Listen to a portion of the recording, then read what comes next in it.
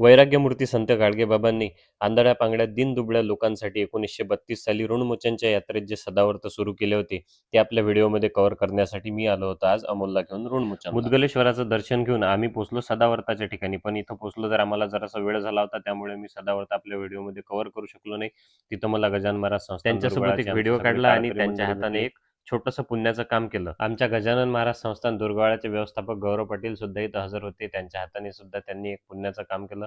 नंतर आलो आम्ही यात्रेमध्ये थोडंसं फिरण्याकरिता. इथे आलो सत्यपाल महाराजांच्या कीर्तन मंडपात आलो. इथे थोडंसं त्यांचं कीर्तन श्रवण केलं.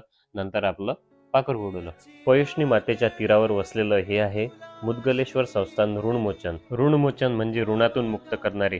जे काशीला जाऊन आपल्या पितृऋणातून मुक्त होऊ शकत नाहीत, त्यांनी या ठिकाणी आपल्या पूर्वजांचे तर्पण केले तर ते मुक्त होतात. भगवान श्रीकृष्णाने रुक्मिणी मातेचं हरण केल्यानंतर सर्वात आधी ते मुदगलेश्वराच्या दर्शनासाठी थांबल्याचा उल्लेख पुराणात आहे. पौष महिन्यातल्या प्रत्येक रविवारी ऋणमोचनला खूप मोठी यात्रा भरते. 1905 साली संत गाडगेबाबांनी पूर्णा नदी ओलांडून मुदगलेश्वराच्या दर्शनाला जाणाऱ्या भाविकांचा त्रास पाहता या नदीवर घाट बांधला होता. याच पवित्र ठिकाणापासून वैराग्यमूर्ती संत गाडगेबाबा यांनी आपल्या समाज प्रबोधनाच्या कार्याची सुरुवात केली होती.